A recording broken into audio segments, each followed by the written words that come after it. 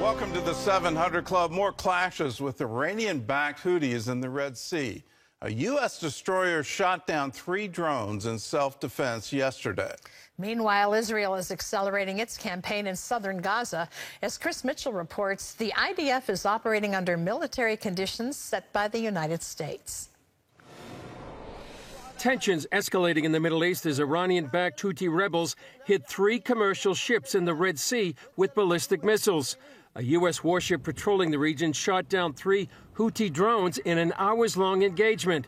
There were no injuries, but the U.S. is vowing to consider all appropriate responses. IDF chief spokesman Rear Admiral Daniel Hagari says the military is expanding the ground offensive to all areas of the Gaza Strip, and that wherever Hamas operates, Israel will find them. Israel's Channel 12 reports U.S. Secretary of State Antony Blinken, in his recent visit, linked American military support to certain conditions, including proving the IDF plans to take into consideration the civilian population, reduce civilian evacuations from their homes to a minimum, and provide more safe areas for non-combatants. Speaking in the Middle East, Vice President Kamala Harris taking a critical tone. Too many innocent Palestinians have been killed. Representing a group of Democrat senators, Vermont's Bernie Sanders said they're done asking nicely and called on the Biden team to use its substantial leverage with Israel to make sure it reduces civilian casualties in Gaza. Israel came up with a solution, publishing an online map to facilitate evacuations from areas where Hamas is illegally operating in civilian areas. And we're going to continue making efforts to get civilians out of harm's way from areas where Hamas is trying to hide behind them, because there will be nowhere to hide for the Hamas terrorists who perpetrated the October 7th massacre and have ever since been promising to perpetrate repeat atrocities against our people. Those are legitimate military targets, and we will do everything we can to get civilians out of harm's way so that we can reach those targets. Blinken also reportedly set a timetable for Israel to finish the job in weeks. Israel's ambassador to the UK pushed back. We speak on reality on the ground. It took the Americans 9 months in Mosul to dismantle ISIS capabilities when there was no underground tunnel city. This is much more complicated than Mosul. The IDF says it has destroyed 500 of the 800 tunnel shafts it's uncovered that Hamas built near schools, kindergartens, playgrounds, hospitals, mosques, and civilian homes. The underground city extends for hundreds of miles and houses large quantities of weapons, serving as one of Hamas's most strategic assets in its war against Israel. On Saturday night, Israeli Prime Minister Benjamin Netanyahu vowed total victory. We will continue the war until we achieve all its goals, and it's impossible to achieve those goals without the ground operation. Netanyahu also rejected the U.S. proposal that the Palestinian Authority take over Gaza after the fighting. Critics point out that the PA still has not condemned the October 7th attacks and is supporting terrorists in the West Bank. Chris Mitchell, CBN News, Jerusalem. Well, Jeff Balaban is Senior Counsel for International and Government Affairs at the American Center for Law and Justice. He joins us now from our Jerusalem bureau. So tell us about the Biden administration here. They're talking about a revitalized Palestinian Authority taking over Gaza, as well as governing a potential Palestinian state. What's the implications for Israel in that scenario? Thanks, Gordon. I'll just say this. God forbid, even before the horror of October 7th, there was extremely broad consensus in Israel that a so-called two-state solution is an absurdity. There's no evidence that any sector of Palestinian society disavowed that atrocity or the goal of total genocide. And since then, since October 7th, it's become clear that the entire Palestinian population in Gaza and in Judea-Samaria, what the world likes to call the West Bank, embraced, even celebrated October 7th. Those very few voices in polls now who say that they don't support it don't appear to not support it because they're opposed to genocide, but for strategic or tactical reasons. And Gaza is far less of a threat than handing control of Judea and Samaria to these genocidal terrorists. This is a dead-on-arrival concept. There's some talk of Jordan taking over the West Bank. Is that serious talk, or is that just speculation? Well, I haven't heard that here, Gordon, but, you know, the whole creation of Transjordan, which then became Jordan, let's go do a little quick history. You know, about 80% of what was known as the Jewish national home, the mandate for Palestine, was given to create this Arab nation, which was supposed to be the safety valve. That was supposed to take care of this problem. And, of course, they ousted all of their Jews. Israel didn't oust its Arabs, and Israelis, Arab citizens, very much contribute and are part of the culture. But it's this leftover group that now is called Palestinians. It wasn't called Palestinians then, but since the 1960s called Palestinians. You know, this is a terrible, cynical game of blackmail. The reality is that Jordan keeps on denying their responsibility. They should have responsibility. Instead of talking about the East Bank of the Jordan, and they refer to, or the West Bank rather, we should talk about the East Bank, which was the Jews' land. They should be taking responsibility. Israel doesn't feel, apparently, that they can push that internationally. I think they should. Well, the administration, some Democrat senators are now talking about strings on military aid to Israel. How will this affect Israel's ability to destroy Hamas? Well, that is definitely political blackmail. I mean, you see that the Secretary of State has been here multiple times. My sources are telling me that he's on the phone basically hourly. And it's a threat. The threat is Israel needs bunker buster bombs. Israel needs precision-guided weapons. Otherwise, we know what happens. More collateral damage, more dead Gazans, more soldier deaths, more IDF deaths. It's such a cynical ploy. Some suggest it's part of a ploy to actually oust the Prime Minister Netanyahu, toward whom Biden and the Democrats have expressed tremendous past hostility.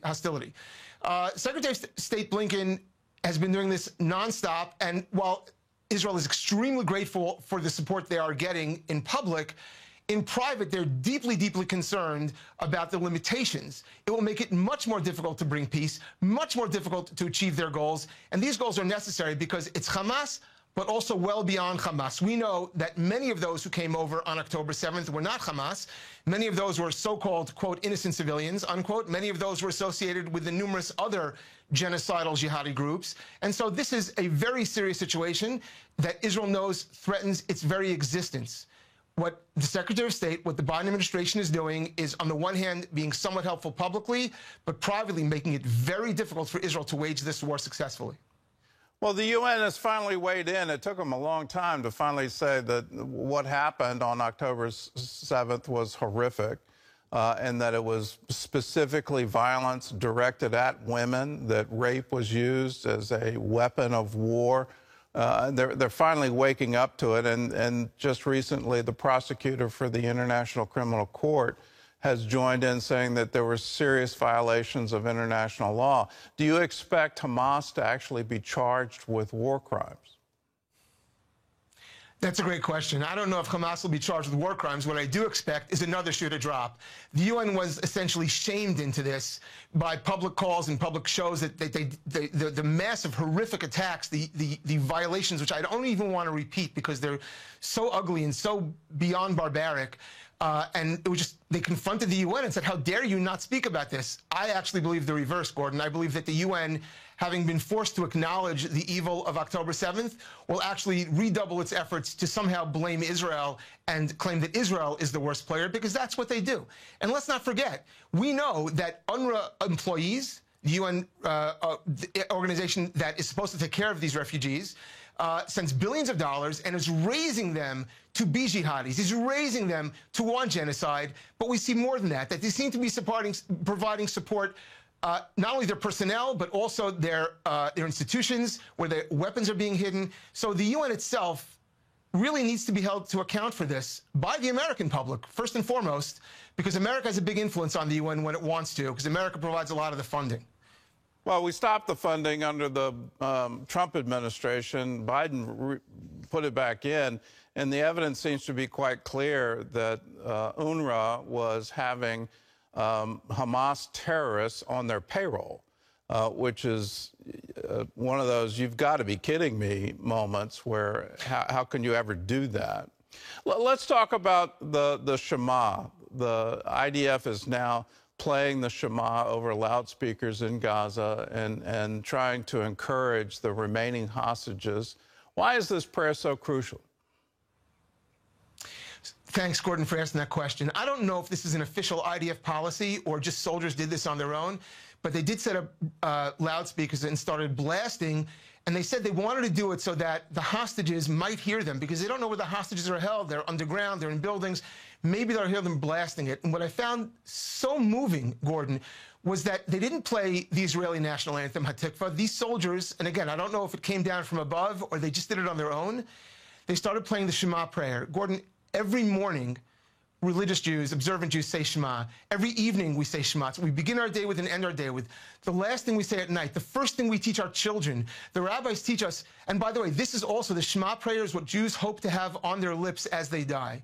The rabbis teach us that this is what the tribes, Jacob's sons, said to him on his deathbed as he's dying, when he gives them their blessings and he tells them sort of what their future is going to be. They testify to him and say, no, Father, because remember, Jacob's name is Israel. So hear, Israel, the Lord our God, the Lord is our God, the Lord is one. This is the testimony that the Jewish people say to the world. And you know, between Jacob, our father, and us, I think about this often, Gordon, there are only 140 or 150 generations. If you think about it, only 140 or 150 parents who passed this message on to their children. And now you see that this is what's being awoken. This is what October 7th has awoken in the Israeli populace. We see Israeli soldiers are wearing tzitzit, they're wearing the four fringes. Even if they say they're secular, they're wearing it as they go to war, besides their bulletproof vests. Israel has always struggled between its Jewish identity and its secular democratic identity. Now, you see this in the streets, in the army. They're becoming more and more aware that all of these attacks are because we're Jews. Jews are treated differently, and they're responding by being ever more Jewish. It was so amazing that that's what they chose to broadcast in Gaza. Hopefully, some of those hostages were able to hear it. Hopefully, it gave them hope to know that the children of Israel are fighting a war for them. Well, I hope it also encourages everyone in Israel to stand together as one to resist this absolute evil. There aren't words to describe what happened on October 7th, other than the face of evil was revealed for the entire world to see. And we stand as one with you, with Israel, to say, yes, no more. Hamas should not exist anymore. Please be encouraged, no matter what you're hearing from the UN, from the International Criminal Court, or even from our own government here in America, we stand with you. Hamas has to go. Stand strong. We need to eliminate this evil. Jeff, thanks for joining with us, and thanks for all that you're doing. Well, here in the U.S., the University of Michigan canceled a controversial student vote on the conflict between Hamas and Israel. There was an anti-Israel resolution that literally labeled Israel a genocidal apartheid state. Gary Lane explains why it could have a ripple effect on campuses across the nation. Resolution AR 1325 asks students at the Ann Arbor campus to approve university accountability in the face of genocide. The university stopped the vote late last week after the pro-Palestinian Tahrir Coalition sent an email to the entire student body urging approval of the resolution. Administration officials called that a violation of university rules and tainted the voting process. If students had voted and approved the anti-Israel resolution, it may have set a precedent for similar votes at other colleges and universities. The son of a Hamas founder, Mossab Hassan Youssef, addressed the students before voting began, saying he could not believe activists asked students to make the choice. A mob that forced such a respectful educational institution to vote on such a thing. It's absurd. The resolution refers to Palestine as a victim of settler colonialism, and it calls on the University of Michigan to recognize the millions of people undergoing genocide in Gaza. The resolution also calls for the University of Michigan to revisit its decision against forming a committee to, quote, investigate the ethics of its investments in apartheid regimes. Protesters made similar demands at the height of the BDS, or Boycott, Sanctions and Divestment movement against Israel. Youssef calls the apartheid allegation idiotic. We have 1.6 million Arabs in the state of Israel. That's a huge percentage. They have representatives in the parliament, the Israeli Knesset. Arabic, the language Arabic, is an official language in the State of Israel. And Youssef contends Hamas, not Israel, is committing genocide. He reminded the audience of the October 7th terror attacks and that the Hamas charter advocates the destruction of the State of Israel. It all begins with killing Jews. This is what motivates them. But to go and ethnically cleanse more than 20 communities, killing everything in your way, and everything is documented. This is what Israel suffered on October 7th. And this cannot be compared to the war victims in Gaza. The Geneva Convention describes genocide as a crime committed with the intent to destroy a national, ethnic, racial, or religious group in whole or in part. One aspect of genocide is the forcible transference of children from one group to another. The Hamas kidnapping of Jewish children and holding them as hostages fits the genocide definition. Youssef urges students to engage in dialogue and conversation to discover the truth about Hamas and its goals. Educational institutions have been invaded by Hamas ideology, by the name of Palestine and by the name of revolution. Who cares? Anti-Semitism is Nazism, and it's rejected. It should be rejected on this campus, should be rejected everywhere in the United States. Gary Lane, CBN News. It's one of those wonderful things that God does. When the enemy comes in, he always raises up a standard. And here the standard is the son of the founder, one of the founders of Hamas. His son is saying, please wake up to the propaganda. Don't buy into it. Don't buy into Israel as some kind of colonial apartheid state bent on genocide. That is...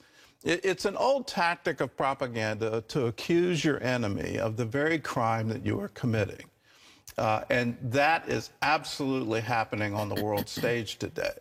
There is some kind of reverse engineering of the narrative that is just, you've got to be kidding. And it's changing things to say, you have to agree with us if you want to be progressive or you want to be liberal or you want to be any of this.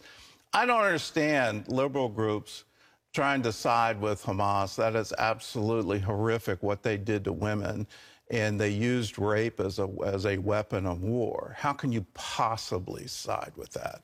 How can you possibly say that's the side I want to be on?